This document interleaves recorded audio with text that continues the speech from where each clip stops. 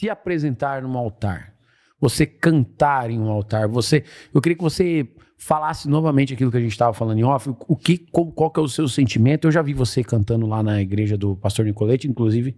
Um grande abraço, pastor, fique com Deus. Pastorzão. Querido.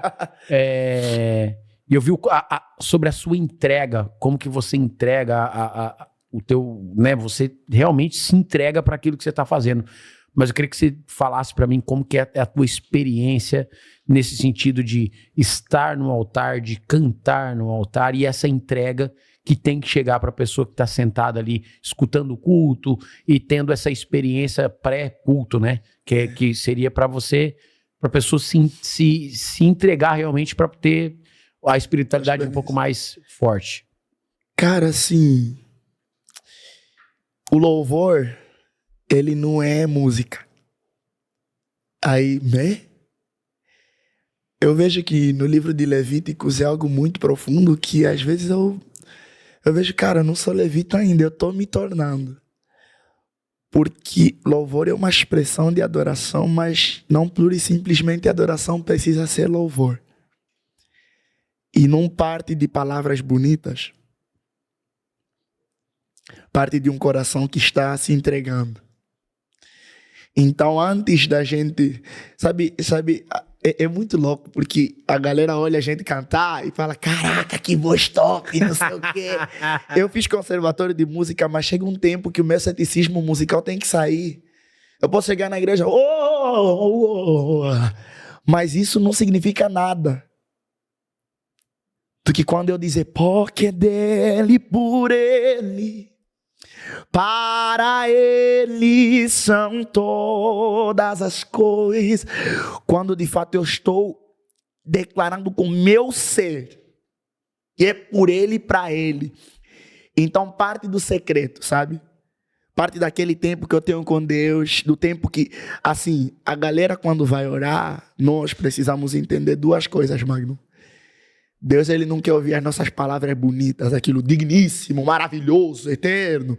Deus, ele quer ouvir tua verdade. Sabe por quê? Porque Deus conhece todo o nosso podre, tudo que é ruim, nosso, ele conhece. E quando a gente chega com aquelas palavras assim, Pai querido, não que isso não seja importante, nós literalmente termos uma certa decência e honra para uma presença que nós dignificamos e honramos e prestamos respeito. Mas ao mesmo tempo, quando nós somos muito robóticos, o evangelho não é algo robótico. Sabe? Jesus sentava no chão e comia, irmão. Os discípulos de Jesus não tem comida aqui, então, pega aí, alimente a multidão. Aí, não, cara, não tem nem comida aqui, como é que nós vamos dar? Não, quem tem comida aí? O cara, pai, te dou graças, os peixes se multiplicavam, Jesus chegava, vamos repartir esses peixes, até sobrou.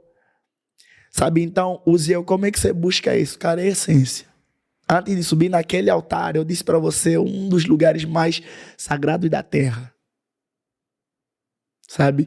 Que a gente precisa subir aí com uma honra que você não tem noção. Porque em Levíticos vai falar, é algo que eu levo toda vez. O sacerdote precisava amarrar uma corda no pé, com uma sineta, com um barulhozinho. Porque quando ele entrava dentro do lugar santíssimo, se ele tivesse em pecado, naquela hora ele morria. Então essa presença que nós hoje olhamos, que chegamos no altar, no púlpito, ou independentemente do lugar que as pessoas falem, uns chamam de palco, que para mim não é palco, eu chamo aquilo de altar.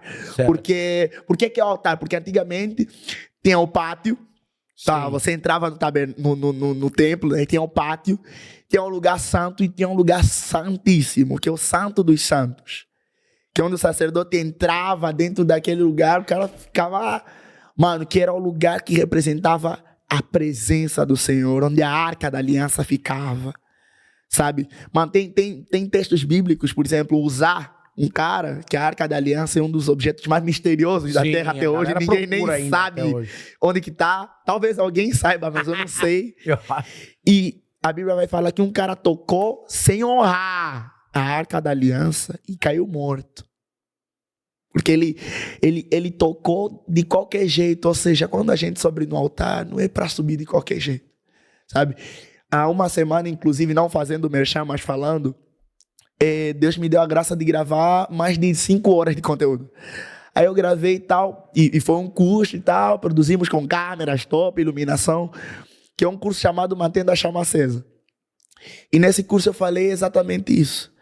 Eu não estou ensinando ninguém a ter o secreto, a ver, a ter visão espiritual, ter o mundo espiritual aberto. Mas eu falo, cara, não adianta eu trazer o máximo de conteúdo bíblico, o máximo de conteúdo de experiências pessoais, ferramentas pessoais, meus erros do passado.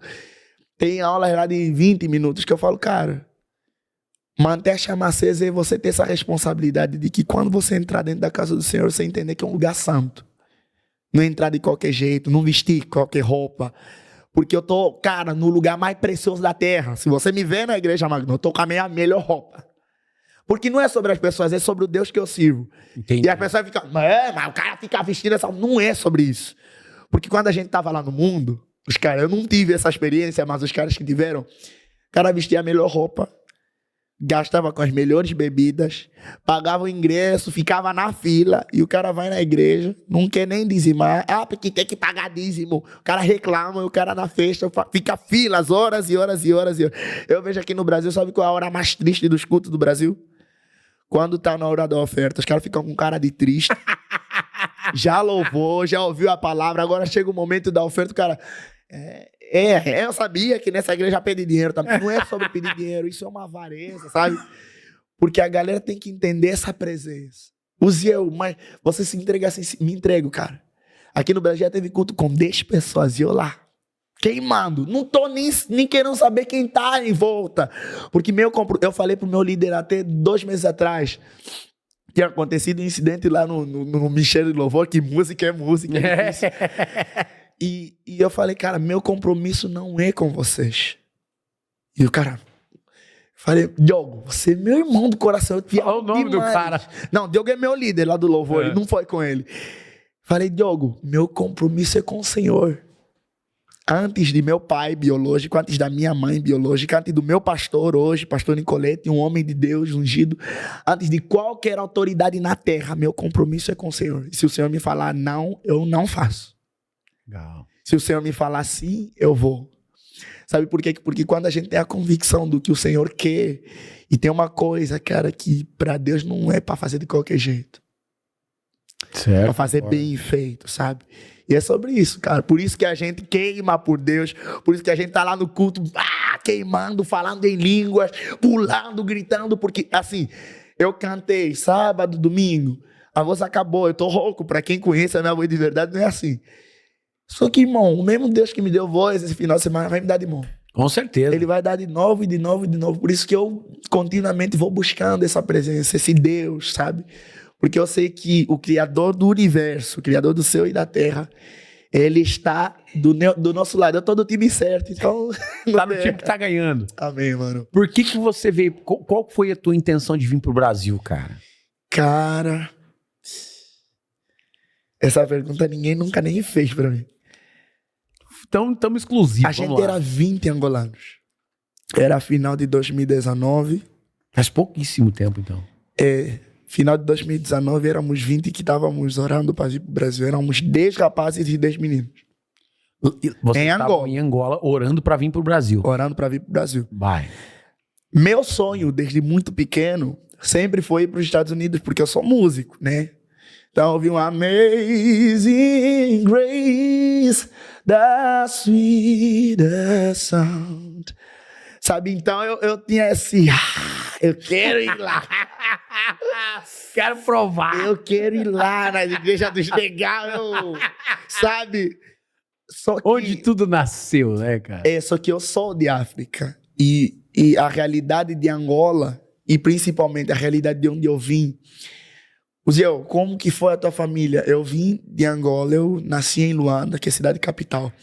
Minha cidade hoje, o censo diz que está com 10 milhões de habitantes, mas o cálculo feito agora recente por alguns estudiosos dá 15 milhões. Grande, gigante. A cidade é bem pequena, deve ser nem do tamanho do Paraná mas é uma cidade muito cheia. Populosa. É a capital do país, então é a capital econômica, onde tudo acontece, então é lá. Né? E nesse processo todo, Eu falando, vou para os Estados Unidos, orando, Deus. E orando, pá. E nesse processo, éramos 20 orando. Aí, final de 2019, início de 2020, pandemia. E nesse processo todo, me deu crise de ansiedade. É uma coisa que, pela graça de Deus, Deus me deu autoridade para falar, porque, cara, eu fiquei tipo 7 dias ligadaço, assim. E acordei no hospital. E eu perguntava, pai, o que aconteceu? Meu pai falou, você tava meio assim. E Deus me curou no hospital. E nesse processo todo, Deus foi me ensinando, gerando em mim essa maturidade. Por mais, Magno, existem pessoas na Terra, nós temos muitos sonhos. Talvez você tenha vários sonhos. Lógico. E eu entendo que nem todos os sonhos a gente vai alcançar ainda, porque Deus sabe que a gente ainda não tem a maturidade o suficiente para possuir aquele sonho.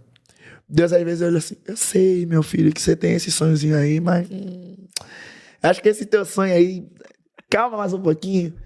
Mano, se eu fosse em 2019, com essa galera, 20 angolanos aqui, pandemia aí agora. Então passou a pandemia, passou 2020 completo em casa, e Deus ensinando, dando maturidade. Eu aprendi a cozinhar e tal. Irmão, você vai... Fome você não passa mais. Entendeu? E pela graça de Deus, eu e o meu pai começamos a trabalhar algumas coisas assim no digital, meu pai fazendo lives e eu ajudando sempre. Assim, meu pai é muito grudento. A minha maior saudade é meu pai. Ele estava aqui até 2 meses quando ele veio para minha formatura da faculdade, que eu consegui me formar já aqui no Brasil. Bom, cara. E dos 20 ficamos 10. No processo da pandemia, em tudo, ficamos só 3. Dos 20 ficaram 3. O Eri e o Teócio. Nesse processo, o Teócio entrou no negócio dos militares e tal. Daí ficou eu e o Eri. E nesse processo, o Eri começou a trabalhar e ficou só eu. Aí eu vim para o Brasil em maio de 2022. Dia 31 de maio, uma semana depois do meu aniversário, eu estava entrando num avião para vir para o Brasil. Agora, daqui a pouco, eu completo 3 anos no Brasil, né? Dia 1 de junho, especificamente, eu estava pisando em Foz do Iguaçu, assim. Que legal, cara. E foi algo... Por quê? Por que eu vim para o Brasil? Sabe quando o brasileiro vai para os Estados Unidos se formar e depois volta? Tem uma notoriedade diferente, né? As pessoas, cara, ele formou nos Estados Unidos, ele é top. Então, o que acontece em Angola é idem, é a mesma coisa. Existem faculdades muito boas em Angola, assim, muito melhores, inclusive, de várias faculdades que a gente tem aqui no Brasil. Mas quando você tem esse senso de internacionalização, de você ter feito a faculdade em outro lugar, as pessoas elas vão olhar para você de um jeito também diferente. Lógico. Então é um pouquinho sobre isso que me fez vir para o Brasil. Meu pai falou, Zé, eu te apoio total, você vai lá. Minha mãe, assim, minha mãe chorando, você vai mesmo. E a pandemia foi algo muito legal. Eu vi meu irmão nascer, meu irmão Vitor Gabriel, eu vi ele nascer, eu fiquei, cara... Vocês estão em quantos irmãos? Eu sou o primeiro de 5. Legal. Se há algo bom que o africano sabe fazer, é encher a terra. Produzir. Então, meu pai, ele é o segundo de 7, né? Seriam 8, inclusive um dos meus tios faleceu. Mas nesse processo todo, Deus foi me ensinando. Então, como eu disse, eu não tinha ainda a maturidade para viver no Brasil. Porque eu cheguei no Brasil e comecei a viver sozinho. E agora sem pai, sem mãe. E nesse processo todo, Deus vai trabalhar no nosso caráter, nossa maturidade, humildade. E principalmente, eu aprendi a ser independente. Porque outrora você estava com teu pai, a tua mãe, e depois você está sozinho. E outra das grandes coisas é que eu aprendi a depender mesmo de Deus. Cara, teve vezes que o salário não chegava no final do mês e agora? O que eu vou comer amanhã? De repente, o irmão da igreja, o Zé, não sei porquê. O John, não sei porquê. O Zé, vem aqui, vamos no mercado comprar comida. Não falei nada com o cara, eu só orei um dia antes, falei, Deus, não tem nem comida aqui em casa. E o cara, vou comprar tudo que você precisa para comer. O cara comprar a cesta básica para 4 meses para eu comer, entendeu? Então, tipo, nesse processo todo, Deus foi trabalhando o meu caráter, foi trabalhando o meu coração, principalmente, para entender essa dependência.